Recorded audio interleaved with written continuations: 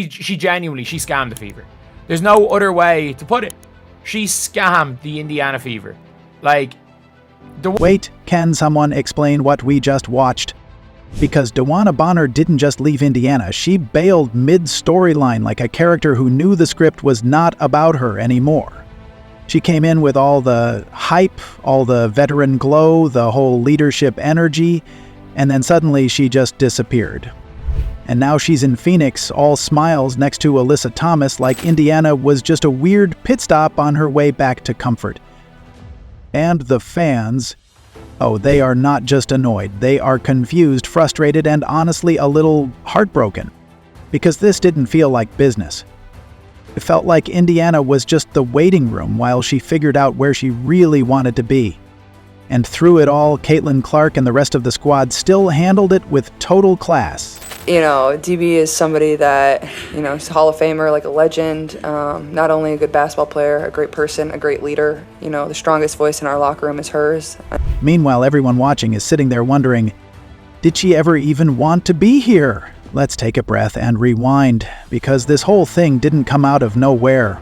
But the way it went down definitely left people speechless. DeWanna Bonner is a WNBA icon, right?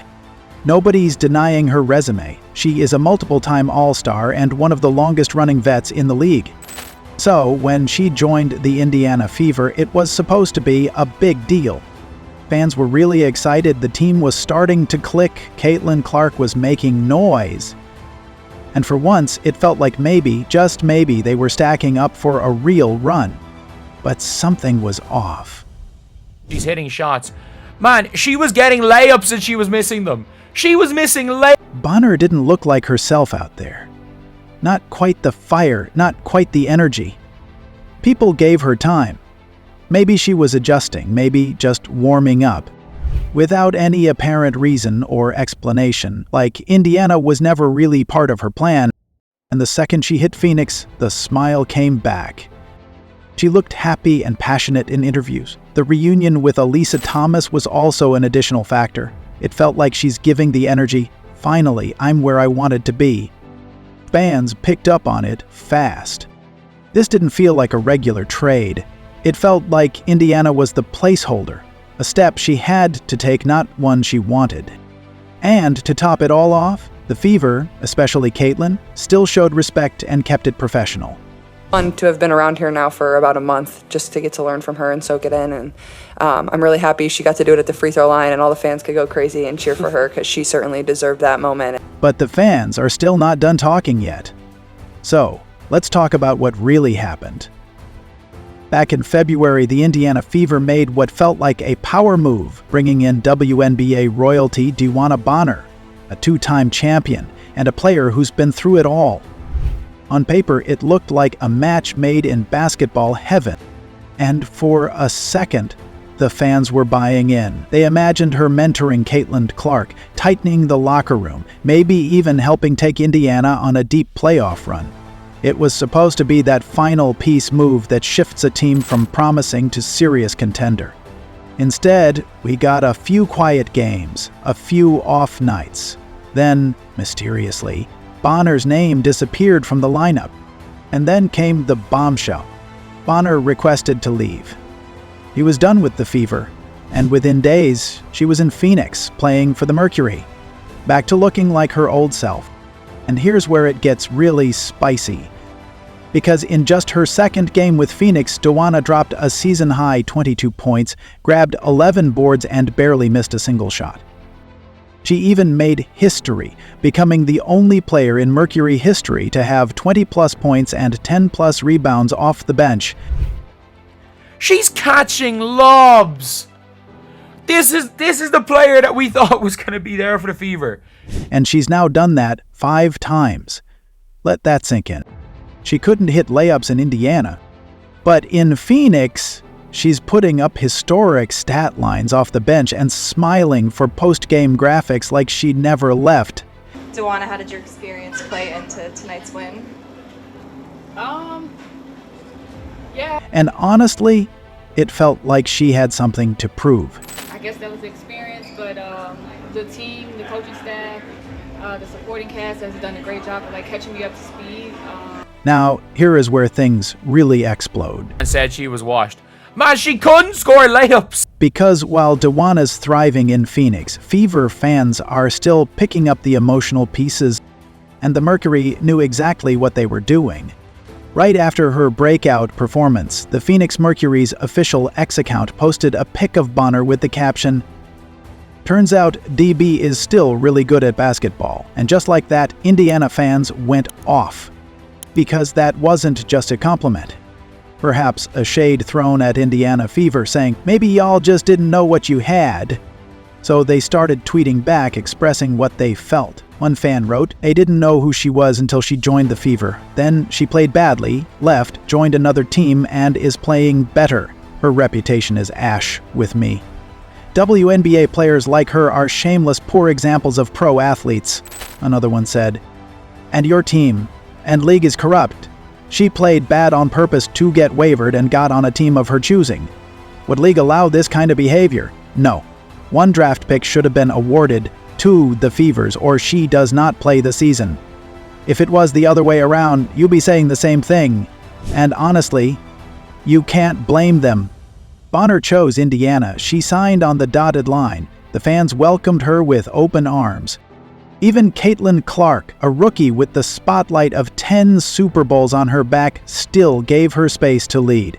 The team made room and fans showed love. Now she is back with her longtime partner, Alyssa Thomas, looking recharged, focused, and fully in sync. Now, does this mean that she didn't have great games in Indiana because there was something wrong with Indiana, and now the world needs to know that, oh my. Was this the plan all along? And while the Fever have already moved on, they're winning, they're glowing, they just took home the Commissioner's Cup, the fans are still sitting with this weird, bitter aftertaste. So here's the million-dollar question everybody's too polite to ask out loud. Did DeWanna Bonner suddenly start playing better because she left Indiana? Or was this always in her pocket and she just never pulled it out while wearing a Fever jersey? Because let's be real for a second. The numbers didn't magically come back in Phoenix because the altitude is better. This is about energy, effort, and how much you're really bought in.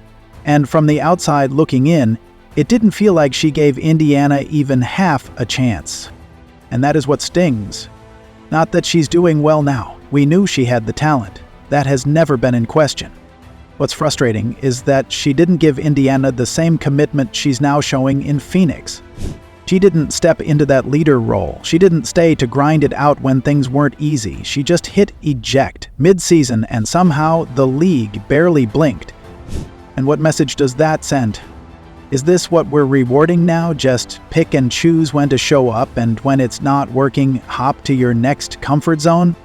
And it feels like the WNBA wants this drama. Not because they want to capitalize off the fact that when the Indiana Fever plays, people are watching. And so they want to mooch off of that, if you. Because they know Indiana Fever games are pulling in the numbers. They know Caitlin Clark is the WNBA's golden ticket. So they're thinking to stir the pot, get some attention, and turn this into a rivalry. And we've seen it before. Remember when Caitlin Clark was first drafted? The Mercury were first in line with that promo. GOAT versus the Rook. Diana Taurasi versus Caitlin Clark. They practically milked that angle for every last drop, and then Clark beat Taurasi every single time they faced off. Even in the All-Star game. So what did the Mercury do? Well, they stayed quiet. But now, they see another chance to pull views from the Caitlin effect. Because, make no mistake, this isn't about DeWanna Bonner's basketball skills. This is about what happens when you play against Caitlin Clark and the Indiana Fever. Everyone's watching. The Mercury knows it, the league knows it, and now they're capitalizing on it? So, while the Fever have moved forward with new energy, a Commissioner's Cup win, and the best chemistry they've had all season, the Mercury are out here posting passive-aggressive tweets and throwing shade, hoping to ride those Indiana headlines one more time. They did it. The Indiana Fever actually did it. I am in shock. I'm genuinely in shock. It is kind of desperate, honestly. But maybe that's what it takes, now.